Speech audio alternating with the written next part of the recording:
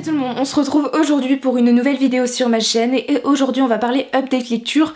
Je vais vous parler des dernières lectures que j'ai pu faire avant mes partiels et pendant. Il y en a qui datent d'un moment, du mois d'avril en l'occurrence, et du coup mes souvenirs sont un peu flous concernant mon avis sur cette lecture, etc. Donc je vais être assez rapide sur chaque bouquin. Il y en a peut-être un où je vais être un peu plus longue puisque ça a été un coup de cœur. En tout cas on a des genres assez variés et j'espère quand même que la vidéo vous plaira. Le premier roman dont je vais vous parler, il s'agit des gens heureux lisent et boivent du café d'Agnès Martin-Lugan aux éditions Michel Lafon. Ici c'est un roman qui a été le gros coup de cœur de ma mère ces dernières années, en tout cas une autrice coup de cœur pour elle, et j'ai enfin compris après ma lecture pourquoi c'était une autrice autant appréciée, pourquoi ses livres étaient autant lus par le lectorat français. J'ai passé un excellent moment avec cette histoire, même si ça a été un peu cliché, j'ai passé un bon moment. Et ici on va suivre Diane qui, suite à la perte de son mari et de sa fille dans un accident de voiture, est toujours en deuil et sa famille la pousse à ressortir, à renaître un peu de ses cendres, et elle va décider d'aller faire une retraite en Irlande et pour se changer les idées et se permettre finalement de se reconstruire seule et dans un cadre qui ne lui rappelle pas sa famille tous les jours. Et j'ai beaucoup apprécié ce roman, c'est un peu la renaissance de Diane. C'est une jeune femme qui a une trentaine d'années, qui tient une sorte de petite librairie café avec son meilleur ami. Et j'ai beaucoup aimé son personnage, malgré le fait qu'elle a un sale caractère, un caractère extrêmement fort. J'ai beaucoup aimé ce personnage, je comprends pourquoi elle est aussi odieuse face à ses parents et qu'elle veut pas sortir de son deuil, ça se comprend totalement. Et j'ai trouvé que la décision pour elle de partir en Irlande, c'était l'une des meilleures décisions qu'elle ait prises. Et j'ai beaucoup aimé voir son évolution et au fur et à mesure du roman, enlever ses habits de deuil, son ambiance, sa vision du deuil, et commencer à célébrer ses proches qui sont décédés malheureusement. Et voilà, c'est un très très beau roman sur le deuil, la reconstruction, la renaissance d'une personne qui a perdu des êtres chers, proches. J'ai beaucoup aimé voilà, le personnage de Diane qui m'a énormément touchée, je me suis beaucoup attachée à elle. Par contre, il y a un autre personnage dont je me souviens plus le nom, qui est le personnage masculin principal, qui a été odieux dès le début, et c'est un peu le cliché du bad boy qui a un passé compliqué, etc. J'ai eu un peu de mal avec ce personnage, même si à la fin je l'ai plutôt bien apprécié. C'est pas un personnage que j'ai porté dans mon cœur pendant la plupart du roman. Voilà, il est assez cliché et j'ai vraiment du mal avec le style de mec ou même de personnage qui justifie sa rudesse, ses manières inappropriées par le biais d'un passé compliqué. J'ai un peu de mal avec ce genre de schéma. Donc voilà, c'est un personnage qui est pas mauvais, mais c'est un personnage qui est un peu trop cliché pour moi et qui ne répond pas au schéma de personnage que j'apprécie. Mais bon, j'ai quand même beaucoup apprécié celui de Diane, j'ai bien aimé leur histoire. L'histoire en elle-même, l'intrigue elle est très prenante, c'est attachant, ça se lit tout seul, la plume de Agnès Martin-Lugan se lit toute seule aussi, c'est extrêmement fluide et voilà, c'est un livre que j'ai dévoré en 2 jours. Elle sait prendre par les sentiments, c'est pas une plume qui est quelque chose d'exceptionnel, c'est pas travaillé au maximum, mais c'est quelque chose de très fluide, très simple à lire et du coup ça prend et ça se lit extrêmement rapidement. Donc voilà, j'espère pouvoir lire la suite, pourquoi pas dans les mois à venir, en tout cas cet été, mais en tout cas c'était une très bonne lecture. Ensuite, le deuxième roman dont je vais vous parler, il s'agit d'un service presse, mon premier service presse de la part des éditions Flammarion Jeunesse, donc je les remercie énormément pour cet envoi. Il s'agit de Celle du milieu de Kirsty Applebaum aux éditions du coup Flammarion Jeunesse. Ici c'est une dystopie jeunesse à partir de 10-12 ans je dirais à peu près. On va suivre Maggie qui vit avec ses 2 frères dans une communauté qui est totalement coupée du monde. Maggie c'est la cadette et en général seuls les aînés sont plébiscités et ont un travail en dehors des frontières de leur communauté. Et les cadets ainsi que les benjamines sont laissés de côté, vont travailler dans la communauté, on ne s'intéresse jamais à eux, n'ont jamais de gloire, etc. Maggie elle en a un peu marre et elle souhaite se démarquer de ses camarades et elle va rencontrer Una qui est une jeune fille qui vit en dehors des frontières et elle va essayer en fait de l'attirer pour ensuite avoir une sorte de récompense de la part de sa communauté pour avoir ramené quelqu'un qui vivait à l'extérieur alors que c'est interdit. Sauf que elle va se lier d'amitié et elle va évidemment traverser les frontières, vous vous en doutez bien, de sa communauté alors qu'elle n'a pas le droit. J'ai plutôt bien apprécié ce roman, c'est un roman jeunesse sympathique, j'ai pas forcément trouvé ça super original et j'aurais voulu plus de développement en termes d'univers, mais ça reste de la dystopie jeunesse, donc pour une introduction dans la dystopie c'est parfait. J'ai bien aimé le personnage de Maggie, c'est une jeune fille qui est courageuse, elle est curieuse, elle est intéressante à suivre. J'ai pas forcément eu énormément d'attachement pour elle, mais en tout cas c'est un bon personnage principal. Je pense que c'est aussi dû au fait que c'est des personnages qui sont assez jeunes, donc j'ai pas forcément d'atomes crochus avec eux, mais j'ai bien aimé ces personnages, tout comme le personnage d'Una.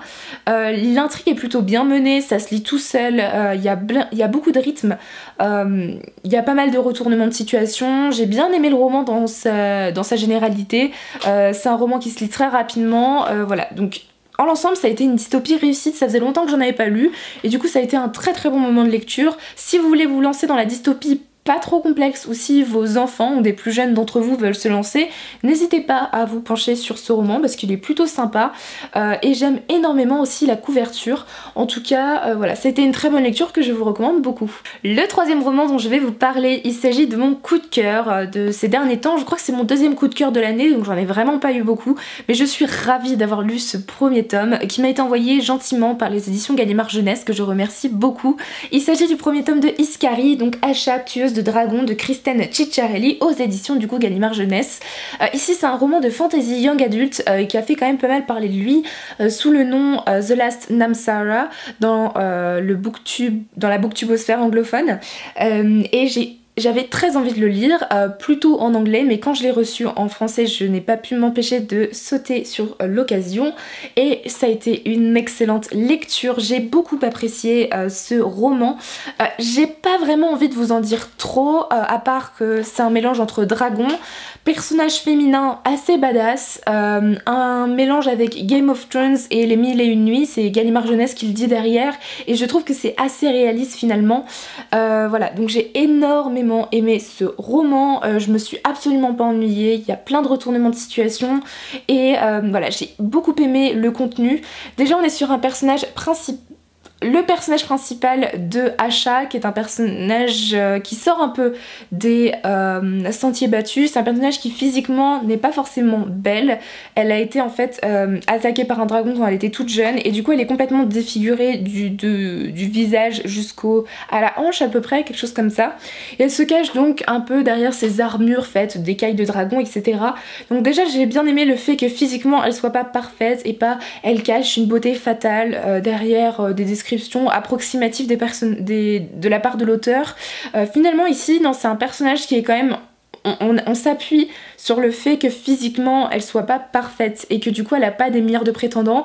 C'est plutôt un personnage qui fait peur aux gens, à son royaume, puisque elle chasse des dragons, elle les tue pour le compte de son père et pour se faire bien voir de la part de son père et de sa communauté, de son royaume.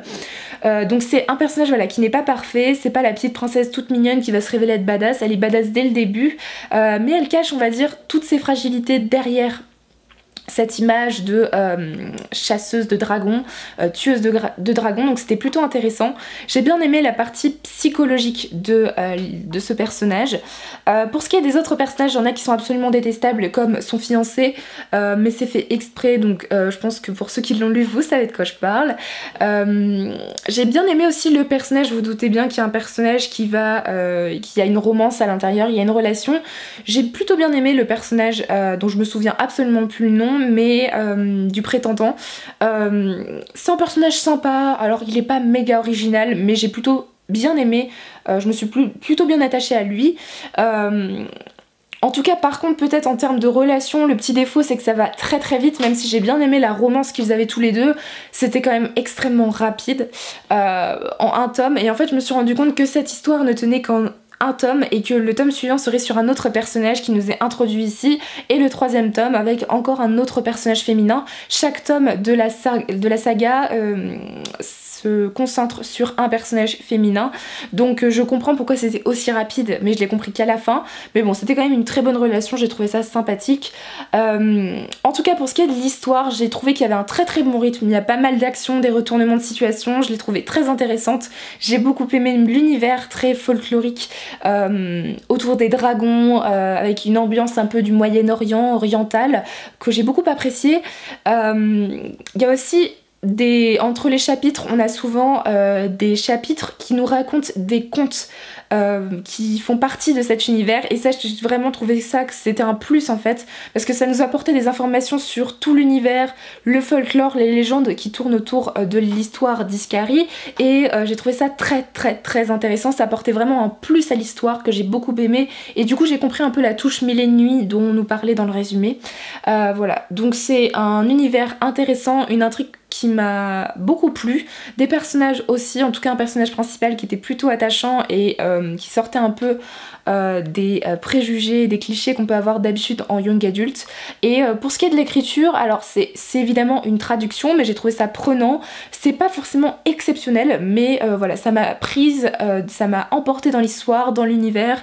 C'était plutôt addictif. Voilà, j'ai lu l'histoire assez rapidement et voilà, j'ai passé un excellent moment, et je vous recommande énormément cette histoire si vous aimez les personnages badass, si vous aimez les dragons et les univers à la mille et une nuits. Ensuite, je vais vous parler rapidement des deux derniers romans. Le premier, il s'agit de Brooklyn de Colm Tóibín, qui a malheureusement été un abandon, donc je l'ai déjà donné. C'est un roman que j'ai lu en VO et qui malheureusement, je n'ai clairement pas accroché avec l'histoire. On va suivre une jeune Irlandaise dont je ne me souviens absolument plus du nom, qui va décider de partir pour New York pour se trouver un travail, reconstruire sa vie. Ça se passe à peu près dans les années 50, et en Irlande on a une pénurie alimentaire, de travail, etc. Donc c'est mieux pour elle, en étant jeune, de partir pour New York et plus particulièrement Brooklyn pour se reconstruire une nouvelle vie. Malheureusement ça ne l'a pas fait avec moi. Déjà j'ai eu énormément de mal à accrocher au personnage principal qui pour moi est beaucoup trop... Enfin c'est une jeune fille qui est beaucoup trop naïve. Tout le monde décide à sa place de ce qu'elle va faire. Évidemment le fait de passer de l'Irlande à New York c'est pas simple. On a le mal du pays, etc. Et j'ai plutôt bien aimé ces moments là où elle expérimente la vie à New York, à Brooklyn. Mais malheureusement j'ai l'impression que tout le monde décide pour elle. Elle ne prend absolument aucune décision et elle est extrêmement naïve. Voilà, elle aime tout le monde et enfin c'était assez étrange. J'ai trouvé ce personnage beaucoup trop lisse et naïf pour moi, et elle ne m'a pas du tout attirée, ni j'ai clairement pas pu m'attacher à elle, ni avoir de sentiments pour elle. Voilà, donc j'ai malheureusement pas accroché avec le personnage principal, et ça a été de même un peu avec l'histoire, c'est-à-dire que c'est un roman qui fait 250 pages, et je me suis arrêtée à environ une centaine de pages, peut-être un peu plus, et malheureusement il ne se passait rien, c'était long. Des descriptions à rallonge, et comme je vous dis, vu que le personnage principal est passif, ça c'en est encore plus long. Donc à part les quelques descriptions de New York dans les années 50, je n'étais clairement pas dedans. Il y a très peu d'action, elle rencontre peu de personnes avec qui elle se lie vraiment d'amitié, il y a très peu de dialogue. Donc malheureusement ça l'a pas fait avec moi, j'ai pas réussi à accrocher, et je vous avoue qu'à presque à la moitié du roman je me suis dit que ça servait à rien de continuer, donc j'ai décidé d'abandonner. J'ai notamment vu le film qui a été adapté du roman avec Saoirse Ronan, si je me trompe pas, j'ai un peu de mal à prononcer son nom, que j'ai un peu plus apprécié, même si c'est pas encore ça, mais je vous en parlerai plutôt dans mon update série et film pour le printemps 2019. Je vous en parle pas ici, mais en tout cas voilà, ça a été malheureusement un abandon. Et le dernier roman de cette update lecture, il s'agit du tome 4 des Héros de l'Olympe, La Maison d'Hadès de Rick Riordan aux éditions Le Livre de Poche Jeunesse. Ici c'est un quatrième tome, c'est l'avant-dernier tome de la saga Les Héros de l'Olympe. Je ne veux pas vous en parler trop puisque je ne peux absolument pas vous spoiler, donc je vais être assez brève. Ça a été une très bonne lecture, on ressent quand même que c'est un tome de transition. C'était peut-être un peu long, on est quand même sur un roman qui fait presque 600 pages. J'aurais aimé que certaines scènes soient un peu plus courtes, voilà... Il n'y a pas eu énormément d'action, il y a de l'action parce que c'est du Rick Riordan, il y a des péripéties, il y a des retournements de situation, il y a beaucoup d'univers mythologique grec et romain qui est lié, et j'ai beaucoup aimé cet aspect. Voilà, je suis absolument pas déçue du côté des personnages auxquels je suis toujours autant attachée, du côté de l'univers qui est toujours autant développé. J'ai encore appris énormément de choses avec ce quatrième tome sur l'histoire grecque et romaine, mais c'est vrai qu'en termes d'intrigue c'était sympa, il y a l'action comme on en est habitué avec lui, mais j'aurais aimé que ce soit peut-être un peu plus court, puisque moi ce que j'attends c'est la bataille finale qui va être dans le 5e tome, et j'ai hâte de le lire. En tout cas j'espère pouvoir le lire cette année pour terminer cette saga et me plonger dans d'autres sagas de l'auteur, qui est assez prolifique en termes de saga, on va pas se mentir. Voilà, donc ça a été plutôt une bonne lecture. Si vous ne connaissez pas cette histoire, c'est une saga qui est la suite de la saga Percy Jackson de Rick Riordan. Donc si vous n'avez pas lu Percy Jackson, foncez, parce que si vous aimez la mythologie grecque, les personnages très attachant et une plume humoristique et très addictive. Je vous conseille énormément cette histoire. Et du coup ça c'est la suite. Si vous avez lu Percy Jackson, vous pouvez clairement vous plonger dans cette histoire qui est vraiment très très bonne. Voilà, donc ça a été un très bon 4e tome et j'ai hâte de lire la fin de cette histoire. Voilà tout le monde, cette vidéo est terminée, j'espère qu'elle vous aura plu. N'hésitez pas à me dire en commentaire si vous avez lu un de ces romans ou s'il vous tente. Et du coup moi je vous souhaite de très bonnes lectures et je vous dis à très bientôt dans une prochaine vidéo. Bye!